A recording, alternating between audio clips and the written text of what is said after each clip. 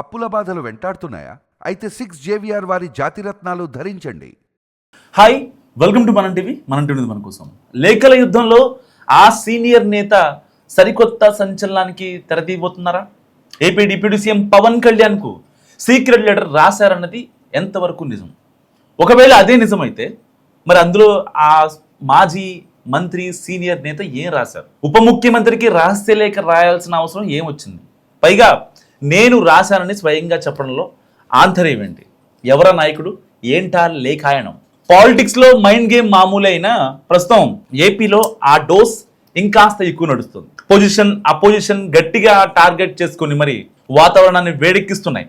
ఈ సెగలు రాష్ట్ర స్థాయి నుంచి నెమ్మదిగా కిందికి కూడా తగులుతున్నాయి. కూటమి ప్రభుత్వ 2 ఏళ్ల పనితీరుపై విపక్షం వైసీపీ ప్రజాక్షేత్రంలో తేల్చుకోవడానికి రెడీ అయిపోయింది. ఎన్నికల హామీలు అమలు ఇంకా ప్రజల సమస్యలు ఆధారంగా వరుస నిరసనలు ఆందోళనలతో ఒత్తిడి పెంచుతుంది.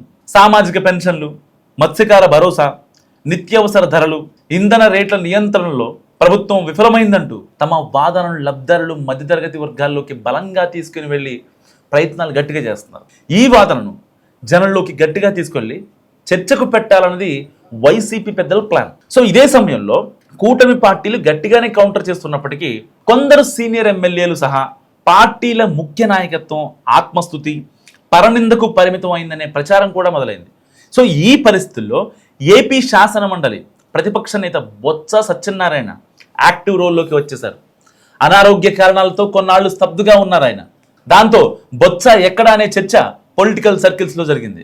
కానీ కొద్ది రోజులకే సత్యబాబు ఈజ్ బ్యాక్ అంటూ పదునైన ఆరోపణలు, వాటికి ఆధారాలతో మళ్ళీ ప్రజల ముందుకు వచ్చారు ఆయన.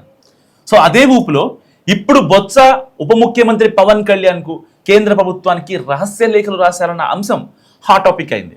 మండలిలో లీడర్ ఆఫ్ అపోజిషన్ హోదాలో ఆయన సీక్రెట్ లెటర్ రాశారన్న వ్యవహారం ఇప్పుడు సంచలనం అవుతుంది. 2 వారాల క్రితమే రాశానని, ఉత్తరం అందినట్లు కూడా ఢిల్లీ నుంచి తెలుగు సమాధానం కూడా వచ్చినట్లు ఇప్పుడు చెప్పుకుంటున్నారు. వాస్తవానికి లీడర్ ఆఫ్ ది అపోజిషన్ హోదాలో లేఖలు రాయడం బొత్స సత్యనారాయణ కొత్త ఏమీ కాదు. పార్టీ అధినేత కంటే ఎక్కువ అథారిటీతో ఖచ్చితమైన సమాచారం కోరడమే కాదు, వాటిపై విస్తృతమైన చర్చ కూడా తెరతీస్తుంటారు ఈ సీనియర్ నేత. రాష్ట్ర ఆర్థిక పరిస్థితి, ప్రభుత్వం చేస్తున్న అప్పులు, వైఫల్యాలు వంటి మీద గవర్నర్, కేంద్ర రాష్ట్ర ప్రభుత్వాలకు లేఖలు రాయడం ఇటీవలి కాలంలో అలవాటుగా చేసుకున్నారైనా. కానీ ఇప్పటి వరకు రాసిన లేఖలన్నీ ఓపెన్. అందుకు భిన్నంగా ఇప్పుడు మొదటిసారి కాన్ఫిడెన్షియల్ పేరుతో కేంద్ర ప్రభుత్వంతో పాటు డిప్యూటీ సీఎం పవన్ కళ్యాణ్కు లెటర్స్ రాశారైనా. 2 చోట్లకు లేఖలు చేరిపోయాయి కూడా. సో ఈ విషయమై స్వయంగా బొత్స ఓపెన్ అవ్వడంతో సర్వత్రా ఆసక్తి పెరుగుతోంది. నేను లేఖలు రాశానని ఆయన అన్నారేమో కానీ సబ్జెక్ట్ మాత్రం చెప్పలేదు. సో దీంతో దేని గురించి అయి ఉంటుందంటూ రకరకాల చర్చలు నడుస్తున్నాయి. సో ప్రాథమిక సమాచారం ప్రకారం రామ్జీ పథకం అమల్లో లోపాలను, అవినీతిని బొత్స ప్రస్తావించినట్టు తెలుస్తోంది. సో ఉపాధి హామీ పనులు, కూలీల హాజరు నమోదులో ఆ యొక్క మోసాలు జరుగుతున్నాయంటూ కొన్ని ఆధారాలను కూడా ఆ లేఖలకు జతపరిచారట ఎల్ఓపి.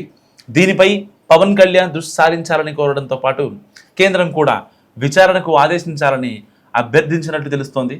ఇలా లెటర్ రాయడం ద్వారా రాష్ట్రంలో రామ్జీ స్కీమ్ అమలు లోపాయభూష్టంగా ఉందని, స్టేట్ గవర్నమెంట్ సక్రమంగా వ్యవహరించడం లేదని ప్రజల ముందుకు విస్తృత చర్చ పెట్టాలనుకున్నట్టు తెలుస్తోంది.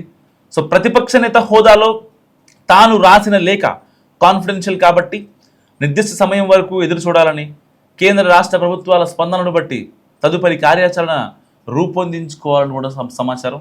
సో ఈ పరిణామాలను బట్టి చూస్తుంటే రాబోయే రోజుల్లో ఉపాధి హామీ పథకాన్ని తన రాజకీయ అస్త్రాల లిస్టులో చేర్చాలని వైసీపీ భావిస్తోంది. సో దాన్ని ఏపీ సర్కార్ ప్రత్యేకంగా జనసేన ఎలా కౌంటర్ చేస్తాయనేది ఇప్పుడు చాలా ఇంట్రెస్టింగ్ టాపిక్. మీరేమనుకుంటున్నారు ఈ కాన్ఫిడెన్షియల్ లెటర్ గురించి? మస్ట్ కామెంట్ చేయండి.